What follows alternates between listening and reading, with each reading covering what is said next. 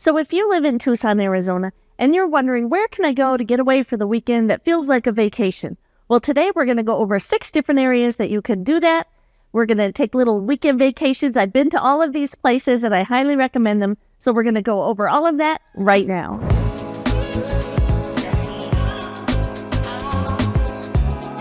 My name is Trisha Kay and I'm a realtor here in Tucson, Arizona. I've lived here for a long time, and this channel is all about living in Tucson, Arizona. So whether you're looking for specific neighborhoods, different areas to live, or just things to do here in Tucson, you're going to want to subscribe to the channel, maybe hit the like button if it's helpful to you, learn a little bit more all about Tucson, Arizona.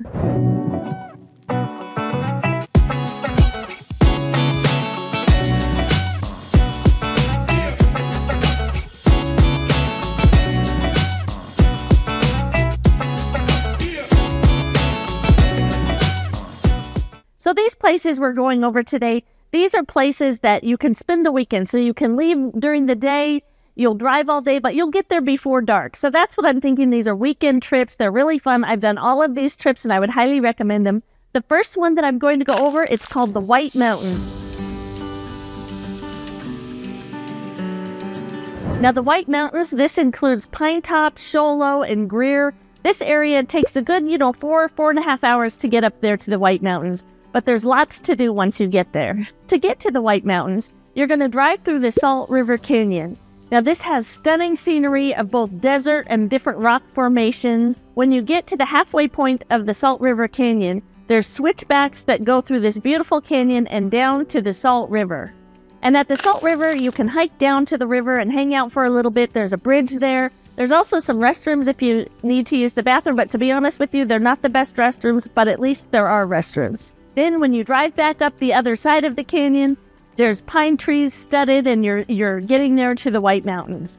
Once you get there, you can rent a cabin or stay in a hotel or a lodge. There's plenty of campsites as well, or Airbnbs. And there's lots of things to do there, including golf resorts, horseback riding, there's fishing. There's more than 50 different lakes, streams, and rivers up there. It's a great place to go hiking or have a picnic. And there's all the regular amenities up there, including restaurants, grocery stores, Walmart, Home Depot, and a hospital. Anything you might need, they have it up there. There's a couple of great restaurants that I personally like. One of them is Charlie Clark's Steakhouse for a good steak or barbecue. Another one is called the Lion's Den. Now this restaurant has indoor and outdoor seating. They have a great patio, and they often have live music there. There's lots of little white lights, there's cornhole, and some different seating areas. Another one of my favorite things up there is called Eddie's Country Store. Now this is a neat little store that you'll find homemade pies and a great butcher counter, and sometimes they're even roasting fresh green chilies out in the parking lot out front. Sunrise Park Resort is an alpine ski resort located in Greer, Arizona. The resort consists of 3 mountains named Sunrise Peak, Cyclone Circle, and Apache Peak. There's 8 different operating chairlifts and 65 ski runs. You can bring your own ski equipment, or they rent ski equipment there. They also offer ski lessons for anyone who'd like to learn to ski, and there's a nice lodge where you can just hang out and grab some food or a drink and watch the skiers go by. They even have nighttime skiing. So number 2 on my list is Sedona, Arizona. Now this is a 3-hour and 48-minute drive from Tucson. It's 227 miles. In addition to the natural beauty of all this red rock formations, it's a well-known haven for spiritual wellness. Although Sedona is surrounded by towering red rock formations, many visitors recommend a trip to the official Red Rock State Park, specifically to see Cathedral Rock, which is one of their famous landmarks. Cathedral Rock is a natural sandstone butte near Sedona and one of the most photographed sites in all of Arizona. It's believed to be a vortex, a mystical area of high energy, and often visited as part of the spiritual tours. The 4 major Sedona vortex sites are Cathedral Rock, Bell Rock, Boynton Canyon, and Airport Mesa. Now, Sedona vortexes are thought to be swirling centers of energy that are conducive for healing, meditation, and self-exploration. These are places where the earth seems especially alive with energy. Many people feel inspired, recharged, or uplifted after visiting the vortex. Now, I don't know about all that, but I do know it's a beautiful place to visit for sure. Sedona offers several different wine tours, archaeology hiking tours. You can book a Jeep tour. Northern Arizona is littered with history and different petroglyphs. There's a Chapel of the Holy Cross. Now, this chapel is located among the dramatic rock formations, and it offers spectacular views, especially at sunset time. Tlaquepaque is Sedona's arts and crafts village. Visitors are treated to some exceptional collection of Sedona's art galleries and different shops. It's also bordered by 4 different really nice, outstanding restaurants, including a microbrewery. Sedona is also famous for their slide rock area. Now, this is a small canyon that has a natural rock slide with water running through it down to some natural pool areas. Many people stop to visit Slide Rock and they stay for a couple of hours to play in the sun and in the water.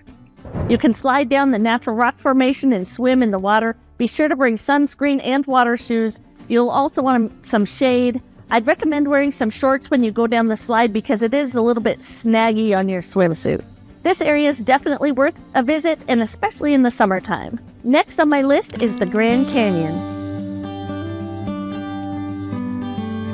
It's about 5 hours away and 360 miles from Tucson. The Grand Canyon National Park is in northern Arizona, and it encompasses 278 miles.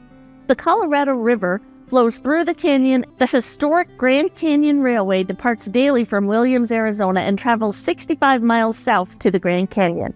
Now, Williams, Arizona is a neat place all in itself. If you've ever seen that movie Cars, Williams, Arizona is right out of that movie. It's on Route 66. There's all sorts of diners and old 50s cars and shops, and it is worth stopping there. The scenery there is absolutely gorgeous, and you feel like you've just gone back in time. In the wintertime, the railway turns into the Polar Express, including hot chocolate and chocolate chip cookies.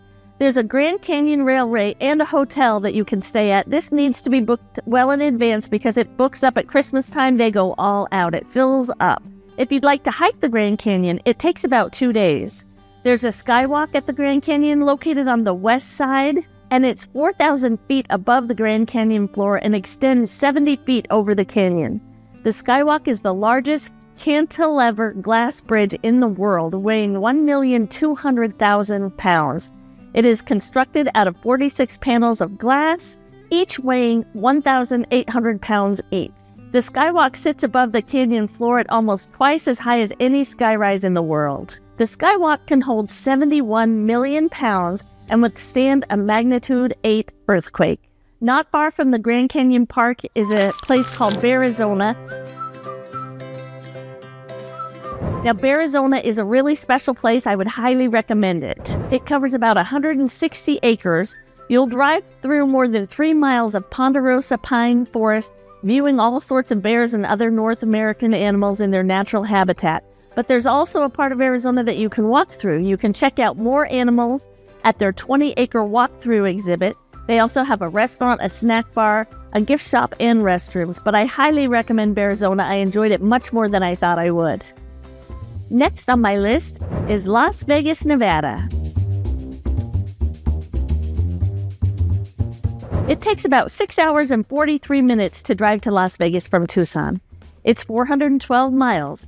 I might mention on the way to Las Vegas that you'll go over the Hoover Dam, which was named after President Herbert Hoover. This is a National Historic Landmark, and it's worth a stop for the tour. The dam is 660 feet at the base, and it tapers to 45 feet thick at the top. Its reservoir is the largest artificial lake, Lake Mead, in the whole United States. Now, once you do get to Las Vegas, you can enjoy all of the excitement that Las Vegas has to offer. With so many different hotels and lights and plenty of glitz and glam, there's something to do for everyone. There's amazing hotel shows, excellent shopping, and every kind of restaurant that Las Vegas has to offer. They just have it all. You can check out the Las Vegas Strip with the Bellagio fountains, or the gorgeous blown glass hanging from their ceiling in the lobby, or the enchanting garden inside of the hotel. They have a wonderful little brunch restaurant at the Bellagio called Sadelle's that I just love. It reminds me so much of Audrey Hepburn and Breakfast at Tiffany's. It's just beautiful. Check out the Paris Hotel with the Eiffel Tower, where you can take an elevator up to the top of the Eiffel Tower and see all the wonderful views of the whole entire strip. Now, the Paris Hotel, it also has one of my favorite restaurants, actually 2 of my favorite restaurants, including the elegant Eiffel Tower restaurant that has elevated views overlooking the Bellagio fountains. They have wonderful food. Or for something a little more casual, I like the Manabi Gabi restaurant.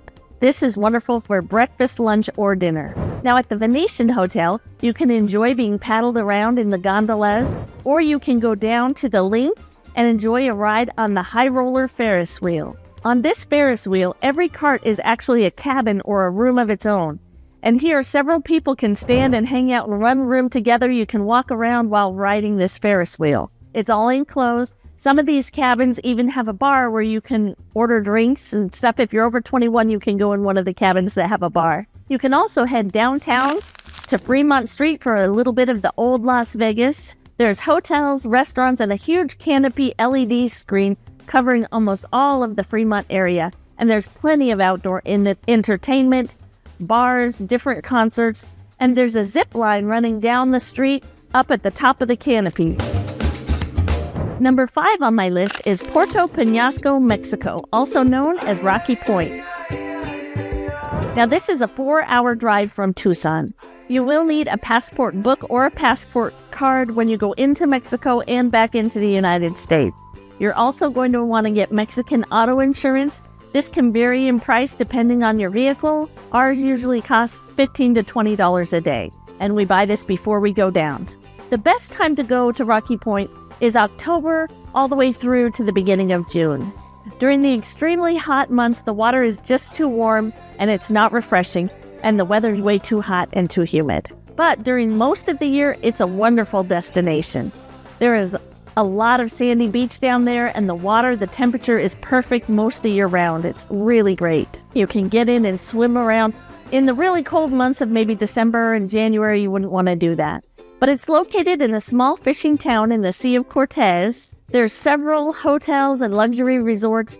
There's plenty of souvenir shopping, bartering, and there's a fresh fish market. So if you bring an ice chest, you can bring home a bunch of fresh fish and seafood. There's fun things to do like jet skiing and deep sea fishing, or you can even book a sunset sail on a catamaran. The area of Sandy Beach has several beautiful resorts with lazy rivers, gorgeous negative edge swimming pools, and swim-up bars.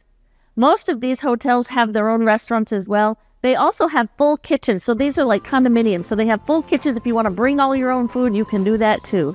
There's something for everyone, including endless margaritas, breathtaking sunsets, and your feet planted in the sand. It is recommended not to drink the water in Mexico, but you can bring bottled water, and they also sell plenty of bottled water as well.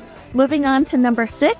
If Mexico is not your thing, or you're needing to get away from the summer heat here in the desert, well, San Diego is not far away.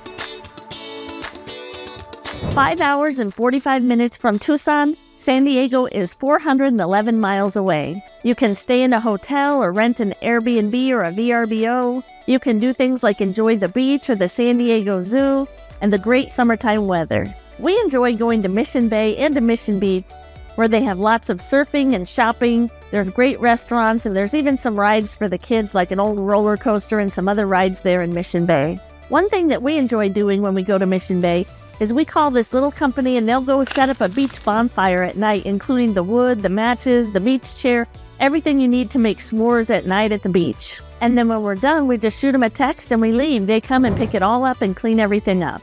That's one of the fun summer things we like to do in San Diego. There's also the historic Hotel del Coronado. This famous hotel is located across the Coronado Bridge on Coronado Island. There's so many adorable homes, boutique shops, quaint little restaurants on this island. I just love going over there. The Hotel del Coronado Hotel itself is located beachfront, and it's just absolutely stunning. You can stay here and enjoy the lovely outdoor restaurants, the swimming pools, the adorable shops, and the ice cream parlors. It's ideally situated along California's Pacific coastline and has beautiful, luxurious accommodations, first-class amenities, and exceptional service in a charming Victorian-style atmosphere. This is definitely a beach where you're going to want to spend some time. This hotel is a little more spendy, but it's worth it for the wonderful experience that you'll have there. It's just amazing. If you don't stay at this hotel, you can still come over and enjoy the beautiful beach out in front of the hotel. You can pack an ice chest and bring your own food, drive over there, park, and go hang out at the beach all day long. You can still go up and enjoy the restaurants and their food if you'd like to eat at their restaurants instead of bringing your own. But I have to tell you, They can be priced a little bit outrageous, so you can pack your own, or you can just plan on spending a little extra money because you are on vacation in an incredible location. San Diego also has a beautiful harbor, and it's home to a large active naval fleet, and it has the USS Midway, which is an aircraft carrier that's been turned into a museum. That's definitely worth viewing as well, and it is open to the public. So these are just a few things that you can do if you want to get away from Tucson for the weekend, or you want a summer getaway or a holiday weekend and you want to get out of Tucson and feel like you've gone on vacation. These are some of the great places that you can go. I'll do another video on places just in Arizona where you can go for the day and come back. But this video was about weekend trips. The whole channel is all about living in Tucson, Arizona, so there's lots of things to do or different areas to live. If you're thinking about moving to Tucson, whether you're moving in 3 days or 3 months, be sure to give us a call, shoot us a text, or send us an email. We'll be happy to help you out. All of our contact information is in the description below. Like I said, check out the channel. We have new videos coming out every week. So if this was helpful to you and you wouldn't mind hitting the like button, and if you want to see more videos like this, you might want to subscribe to the channel. Until next time, I hope to see you around town. Bye-bye now.